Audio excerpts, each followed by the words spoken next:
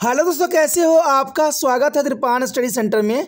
आज जो हम करने जा रहे हैं class 12 CBSE NCERT political science यानी 12वीं कक्षा का जो है राजनीति विज्ञान काफ़ी महत्वपूर्ण है। और हमारा चैप्टर जो आया है अंतर्राष्ट्रीय संगठन यानी इंटरनेशनल ऑर्गेनाइजेशन। आज जो हम यहाँ पर करने जा रहे हैं काफ़ी महत्वपूर्ण रहेगा।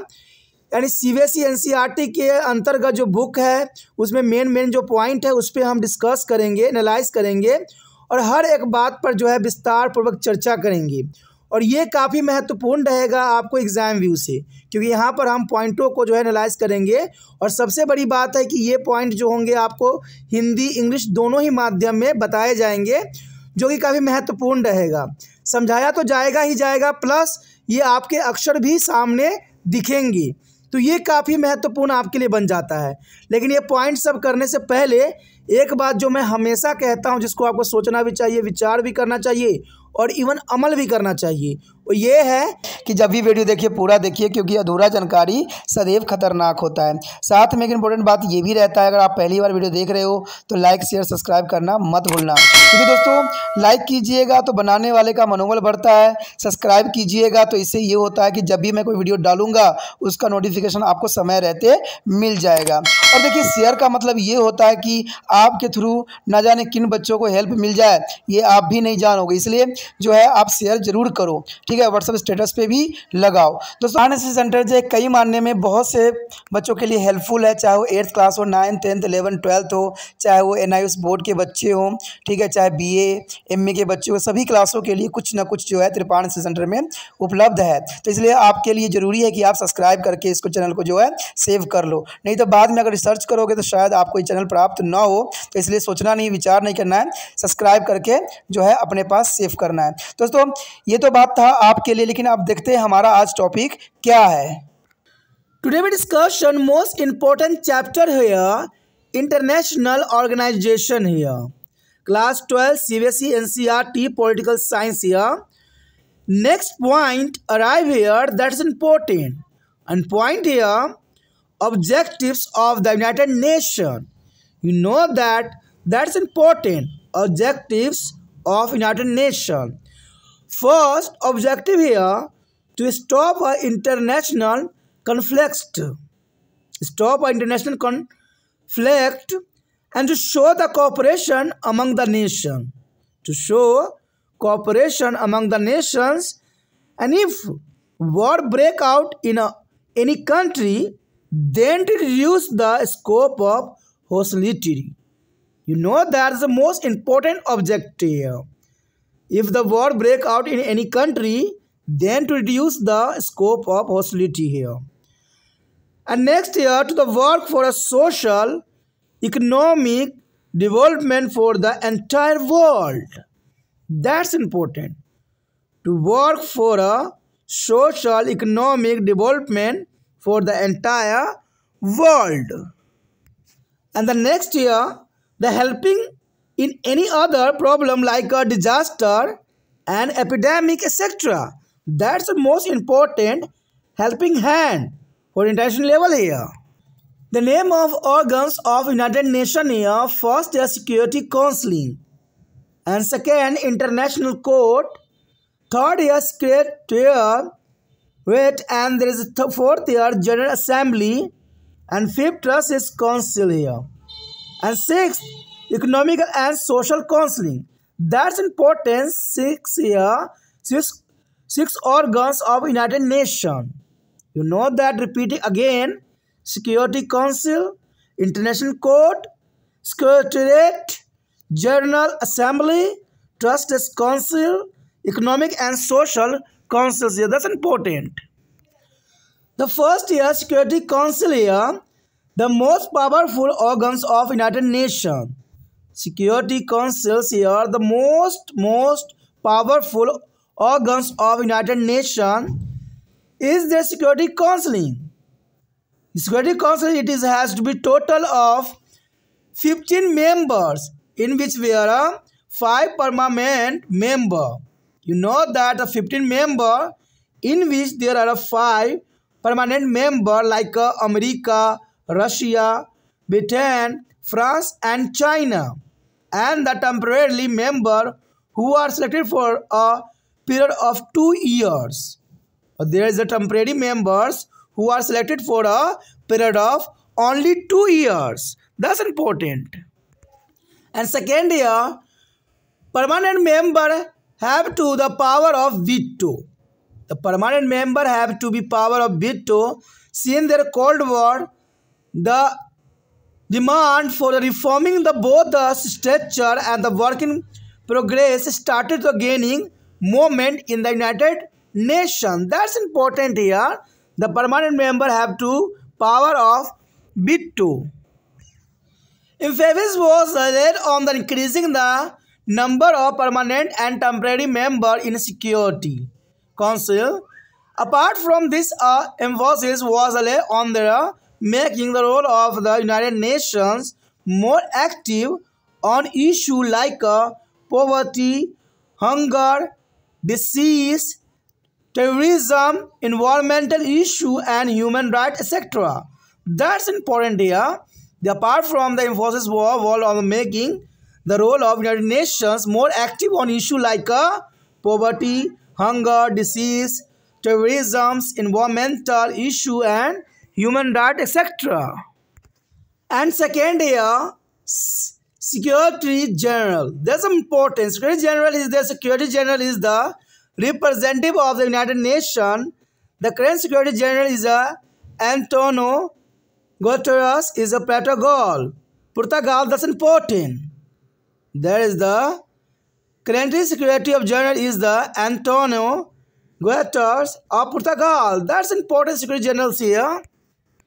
यहाँ पर जो हम कर रहे हैं काफ़ी महत्वपूर्ण चैप्टर है क्लास 12वीं CBSE राजनीतिक विज्ञान, और हमारा यहाँ चैप्टर जो है अंतर्राष्ट्रीय संगठन, और इसके अंतर्गत हमारा अगला पॉइंट जो आया है वो काफ़ी महत्वपूर्ण है, और हमारा पॉइंट यहाँ पर आया है संयुक्त राष्ट्र संघ के उद्देश्य।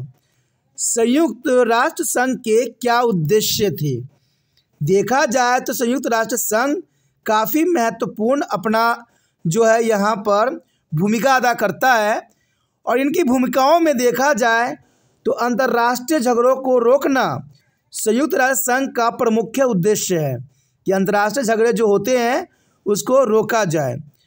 राष्ट्र के बीच से सहयोग की राह दिखाना, यानी जो राष्ट्रों के बीच जो संघर्ष होती है, जो लड़ाई होती है, उनके लिए जो है सहयोग के रास्ता निकालने की जो है राह पे चलती है। यानी जब दो देश आपस में लड़ने लगे तो यहाँ पर अंतर्राष्ट्रीय यानी संयुक्त राष्ट्र संघ का उद्देश्य सामने आता है कि दोनों देशों में लड़ाई न हो के दोनों में जो है मध्यस्थता का कार्य किया जाए। अगर किसी देश में युद्ध छिड़ जाए तो शत्रुओं के दायरों को कम करना, यानी देखा जाए तो शत्रुओं के दायरे कम करने का भी उद्देश्य संयुक्त राष्ट्र संघ के पास है, और इसका मैंने पहले ही बताया था कि इसकी स्थापना कहीं ना कहीं प्रथम विश्व युद्ध और सेकेंड विश्व युद्ध को देख के किया गया था, क्योंकि ऐसा युद्ध कभी न हो। लेकिन आज क्या आपको लगता है कि ये संस्थाएं जो बनाई गई थी अपना कार्य करने में सक्षम हो पाई है? क्योंकि आज हम थर्ड वर्ल्ड वॉर की तरफ बढ़ रहे हैं। लेकिन जैसे देखा जाए तो संयुक्त राष्ट्र संघ का उद्देश्य है कि अगर किसी देश के युद्ध छिड़ जाए तो शत्रुओं के दायरों को कम करना। इवन देखें तो पूरे विश्व के लिए सामाजिक आर्थिक विकास के लिए कार्य करना भी संयुक्त राष्ट्र संघ का प्रमुख उद्देश्य रहा है कि पूरे विश्व के लिए सामाजिक आर्थिक विकास के लिए कार्य करना। और इवन देखा जाए तो प्राकृतिक घटनाओं में भी जो है संयुक्त राष्ट्र संघ का एक महत्वपूर्ण उद्देश्य सामने आता है, और इस उद्देश्य के अंतर्गत देखा जाए तो आपदा, महामारी आदि अन्य किसी समस्या में मदद करना, ये संयुक्त राष्ट्र संघ का प्रमुख उद्देश्य है। किसी भी देश में आपदा महामारी हुई तो इस समय काल में राष्ट्रीय संघ जो है अपना कार्य करेगा और देश को जो है दूसरे देशों को सहायता करने के लिए प्रोत्साहित करेगा। तो यहाँ पर देखा जाए तो संयुक्त राष्ट्र संघ का उद्देश्य काफ़ी महत्वपूर्ण है। इवन आगे देखिए तो संयुक्त राष्ट्र संघ के अंग के नाम, यानी संयुक्त राज्य संघ जो है किन किन से बने हुए हैं। संयुक्त राज्य संघ के अंगों की अगर हम बात करें तो पहला तो होता है सुरक्षा परिषद, इसमें होती है। दूसरा होता है अंतर्राष्ट्रीय न्यायालय। तीसरा होता है सचिवालय। चौथा होता है आम सभा। और पांचवा होता है न्यायिकता परिषद। और छठवां होता है आर्थिक और सामाजिक परिषद। देखिए सारे के सारे संयुक्त राज्य संघ के जो है प्रमुख अंग हैं और इनसे ही संयुक्त राज्य संघ का जो है निर्माण हुआ है। अब चलिए देखते हैं कि इनका कार्य क्या है। एक दो कार्य देखेंगे तो हमें समझ में आ जाएगा कि इनका आखिर क्या उद्देश्य है और कैसे कार्य करते हैं। देखा जाए तो हम बात अगर करें सुरक्षा परिषद की, तो सुरक्षा परिषद जो देखा जाए तो संयुक्त राज्य संघ का सबसे शक्तिशाली अंग सुरक्षा परिषद ही होता है, क्योंकि सुरक्षा परिषद के अंतर्गत सारे कार्य होते हैं, इसलिए सुरक्षा परिषद को शक्तिशाली अंग के रूप में देखा जा सकता है। इसे कुल जो है 15 सदस्य हैं, यानी सुरक्षा परिषद में कुल 15 सदस्य हैं और इसमें से 5 सदस्य स्थायी सदस्य हैं। और अस्थायी सदस्य तो आपको पता ही होगा कि अमेरिका है, रूस है, ब्रिटेन है, फ्रांस है और चीन है। ये पांचों के पांचों जो है अस्थायी सदस्य हैं, अमेरिका, रूस, ब्रिटेन और फ्रांस और चीन। तथा 10 अस्थायी सदस्य हैं जो 2 वर्षों की अवधि के लिए चुने जाते हैं। यानी देखा जाए तो कुल सदस्यों की संख्या जो है 15 है और उसमें से 5 सदस्य जो है अस्थायी तौर पे हैं और 10 सदस्य जो हैं अस्थायी सदस्य हैं, जो केवल 2 वर्षों की अवधि के लिए ही इस परिषद का जो है मेंबर होते हैं। तो ये काफ़ी महत्वपूर्ण है। देखा जाए तो अस्थायी सदस्यों को वीटो शक्ति भी प्राप्त है, यानी निषेधाधिकार भी जो है प्राप्त है। ये सारे अस्थायी सदस्य जो होते हैं उनको वीटो शक्ति भी दी जाती है और ये वीटो शक्ति काफ़ी महत्वपूर्ण होते हैं। शीत युद्ध के बाद से ही संयुक्त राष्ट्र में इसके ढांचे एवं कार्य करने की प्रक्रिया दोनों में ही सुधार की मांग और जोर पकड़ने लगी है, क्योंकि देखा जाए तो ये सिर्फ कुछ सदस्यों से ही बनी हुई है और देखा जाए तो 5 सदस्य तो अस्थायी हैं, अमेरिका, रूस, ब्रिटेन, फ्रांस और चीन, और बाकी जो देश हैं 10 वो अस्थायी रूप से होते हैं और 10-10 वर्ष के लिए होते हैं। और सबसे बड़ी बात है कि जो सुरक्षा परिषद सदस्य हैं उनके पास वीटो शक्ति भी होती है। तो ये काफ़ी महत्वपूर्ण है और पूरा विश्व जो है चाहती है कि इसके रूल रेगुलेशन में, ढांचे में, कार्य में बदलाव हो, इससे और भी देश जो है फ़ायदा उठा सके।